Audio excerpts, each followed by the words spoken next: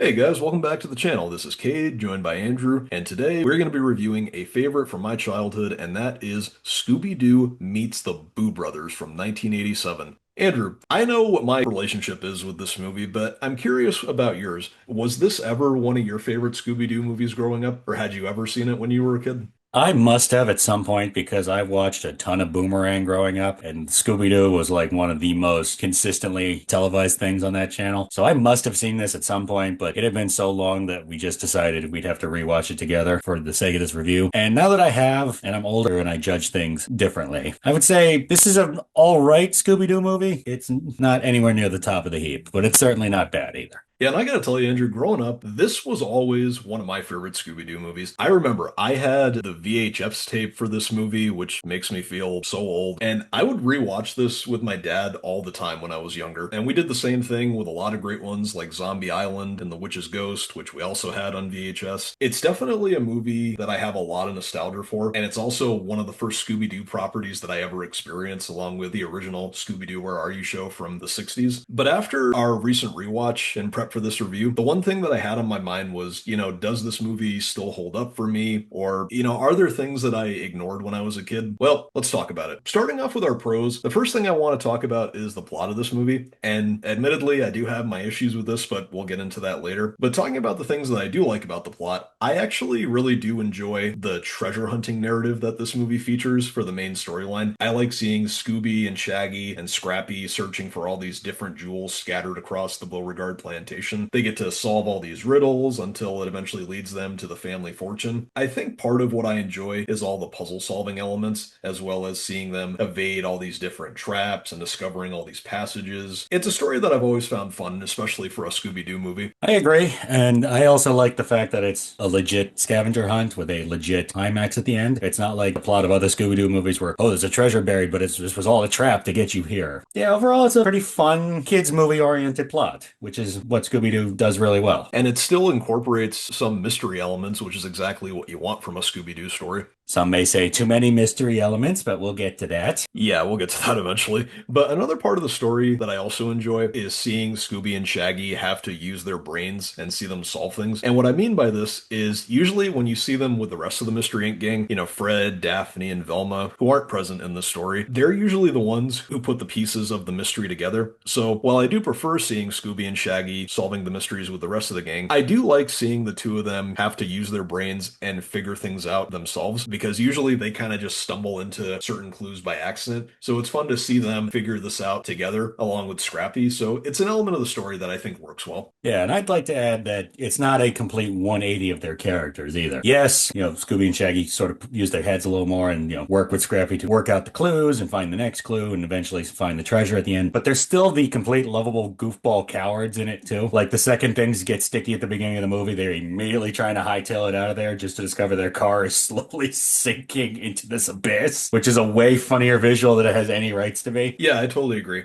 And another pro for this movie, which is actually a little surprising, but that's actually going to be Scrappy Doo. Now, like many others, I've never really been a fan of Scrappy's character. I usually find him kind of annoying in most Scooby-Doo stories where he's included. With that being said, rewatching this for the first time in so many years, I have to say, I think Scrappy is perfectly fine in this movie. I don't find him as annoying as I find him in most other stories. I also like how he helps Scooby and Shaggy with finding and solving all the clues. I think he actually does a lot on his own, actually. He figures out a lot of the clues and he helps them out. And I think it's cool because usually, as someone who's not a fan of Scrappy's character, I do like how he's handled in this movie. Yeah, and I think a big plus is that there is not one single use of his stupid da da da da da puppy power catchphrase in this movie, which I think is probably the thing that made him so universally despised is A, the annoyingness of that catchphrase, and B, his overall stubbornness to run face first into danger, usually needing him to be saved afterwards, and we didn't get any of that in this movie. In fact, we had more of a pretty clever, straightforward thinker of Scrappy. He plays off of Scooby and Shaggy better in this than he usually does. Yeah, I totally agree. Oh, I need to bring up, and this is weird weirdly becoming a theme in Scooby-Doo movies that you and I cover. I liked the mix of human and supernatural villain. Like, obviously in this one, you had the Sheriff Bubsby doppelganger as the human villain. But then you also had the actual real ghost of Beauregard, Shaggy's ancestor. And I love when they do real supernatural villains and it's not always just the man in the mask. I brought that up as a plus when we talked about Zombie Island. I brought that up as a plus when we talked about Witch's Ghost. And it's kind of interesting to me that we watched another Scooby-Doo movie where that was the case. Yeah, I totally agree. And I think, adding on to that, one thing that's always been a pro for me with this movie, even as an adult, is going to be the humor. A lot of the humor definitely comes from the Boo Brothers, who I guess we should talk about now, including real ghost elements. I mean, the Boo Brothers in this movie, they're essentially the Three Stooges. It's not essentially, they are Cade. Yes, yes, I know. And I think that their slapstick comedy works pretty well for the most part, and I do enjoy their interactions with Scooby, Shaggy, and Scrappy. And I think it's especially funny considering the fact that Scooby and Shaggy are absolutely terrified of ghosts. Yeah, and the fact that these three are like the least intimidating characters of all time, and yet Shaggy and Scooby are still pant-wittingly terrified of them. Yeah, especially at first. And another character who I think adds a lot of humor to the story is Sheriff Busby, or in this case, the fake Sheriff Busby, as the primary antagonist who's also searching for the fortune. I've always thought that he was such a funny antagonist slash incompetent cop character. I mean, one of my favorite scenes in this movie has always been when they're having another shootout with Billy Bob. He gets knocked over, shoots the branch. The branch then falls on his head. He gets back up, shoots a branch himself. It lands on his head again. And then when he tries to shoot one more time, the tree takes him down. It's just always been one of the funniest parts of the movie. And when that happened, when we were doing our rewatch, you were just busting out laughing, which was nice to see. I love this character. Sheriff Busby in this reminds me very much of Sheriff Buford T. Justice in Smokey and the Bandit. Just the completely incompetent, but thinks he is the best cop to ever live, and yet still continuously getting in his own way, tripping over his own feet. It's great. And that's actually leads into a plus that I have. It's a pretty solid bait and switch of the villain at the end. They tease about, what would you say, two-thirds way through the movie that Busby is the skeleton ghost because he knows how the mechanical horse operates and how to turn it off. They tease that Busby is the ghost, but then at the end it's revealed, oh, it's not even Busby in the first place, that's his twin brother. Yeah, actually, regarding some of the humor in this movie, I will say that this movie might have one of the funniest and possibly most unique lines in any Scooby-Doo movie. Ah, yes, I think I know the line you're talking about, so shall we say it together? Sure, this is coming from the ghost of Beauregard when he says to the Boo Brothers, Fools "Fools of of a a feather feather, stick stick together, together, and and I'm I'm gonna gonna stick stick y'all." y'all." I don't even know how to describe that line. That's just such a unique and funny line, and I'm glad that it exists in this movie. I don't even know what the hell he's going for with that. I mean, I get the fools of a feather stick together kind of thing, but the I'm gonna stick y'all, like, they're already together. So why do you want to stick them together? If I had a month of Sundays, I couldn't figure out what he was trying to get after with that. Yeah, but I think one final pro that I want to bring up about this movie, I don't think it was a huge pro for you, but I do want to highlight the Beauregard plantation as the setting for this movie. And yes, we have seen plantations as settings in other Scooby-Doo stories, but it's always a welcome one for me. And the plantation, I think, has a lot of great elements to it. You got the mansion, there's the cemetery, all the underground tunnels, and there's the swamp area. It's always a good setting for a Scooby-Doo story, so it's something I liked. Yeah, for me, that's not exactly a pro, but it's not a con either. But yeah, the movie does have a lot of great elements to it, but it's not perfect. And I think now we should lead into our cons. And to start this off, Andrew, do you want to get into the issues that we do have with the plot of this movie? Yeah, shall we start with what I believe is both of our biggest cons? Yeah, and I think what it is this movie does what I think a lot of movies shouldn't do. It tries to cram in too much shit. Yeah, there's stop adding ingredients. The gumbo's already finished. Yeah, and admittedly, this was never an issue for me when I was little. I just watched it and just accepted what was happening. But after a recent rewatch, I can say that one of my biggest issues is definitely how overstuffed the plot of this movie is. A lot of this comes from all the characters and subplots that are included, because we do have the main storyline, Shaggy, Scooby, and Scrappy looking for the Beauregard fortune. But apart from that, you also have the inclusion of the Boo Brothers.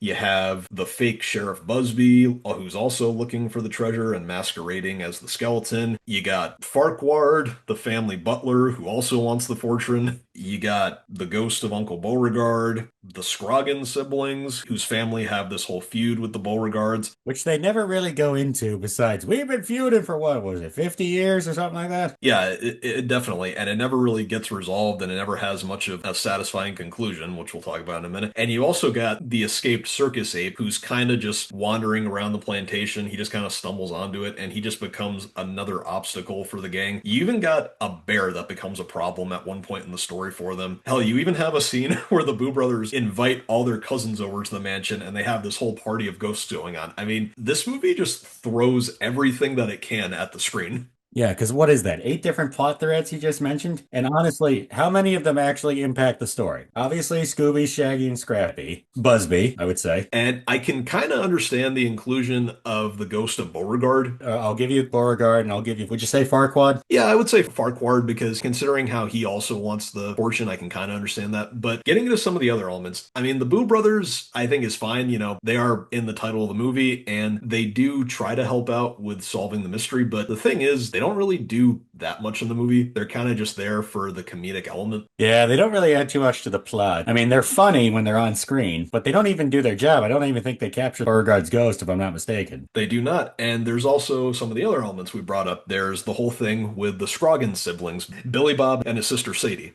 Which those two really started to annoy me by the end of this because you could literally take them entirely out of this movie and it has zero impact on the overall plot. Yeah, because it seems like just like the circus ape, which we'll talk about soon, it seems like they only exist in the story to give Shaggy and Scooby and Scrappy just another obstacle to get through. But it doesn't really feel that necessary because we get a lot of shootouts with Billy Bob, who just wants to get rid of Shaggy because of the whole feud with both his family and the Beauregards. But then you also got Sadie, who just instantly has a crush on Shaggy, wants to marry him, and she's just following him around the whole time. It seems like they're just in here just so that there's one more thing for them to avoid and try to overcome. Also, their storyline doesn't even get wrapped up in a satisfying way. You know, the feud between both families never gets resolved, and the two of them kind of just disappear from the story. Yeah, I mean, in the case of, at least with, what the hell, Billy Bob, they show what happens to him. I don't even think, do they even show how Sadie disappears out of this movie? No, she kind of just walks away after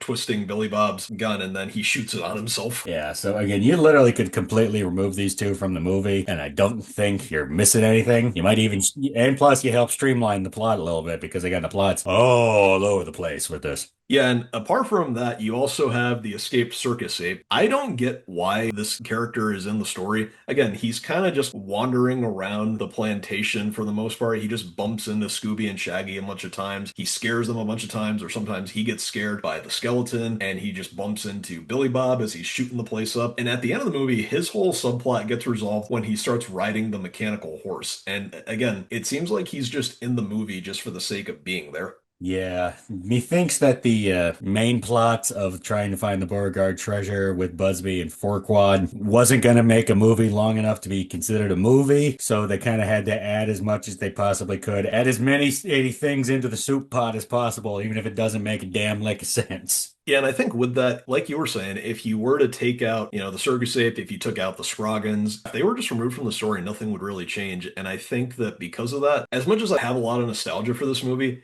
now that I'm older, I do recognize, just how messy this movie really is, but it doesn't necessarily make it a bad movie overall. Yeah, and plus you kind of have to grade it on a curve because this was a made-for-TV cartoon. Well, and with that, why don't we move on to our final score for this movie? Andrew, what is going to be your final score for Scooby-Doo Meets the Boo Brothers? Well, in my opinion, of the Scooby-Doo properties that we've covered, this is definitely the weakest because, again, the plot is all over the place. But again, it's not the worst thing ever made by any means. I think a 6 feels solid for this. What do you think? Well, despite having a lot of nostalgia for this movie, I will look at it, as an adult. And despite how much I've always enjoyed it, I do recognize that it's not amazing by any means. And I think it's still a decent Scooby-Doo movie overall. So with that, I'm probably going to give the movie a 6.5 out of 10. All right, guys. Well, thank you so much for listening to this review. Don't forget to like and subscribe, and we will see you guys all again next time.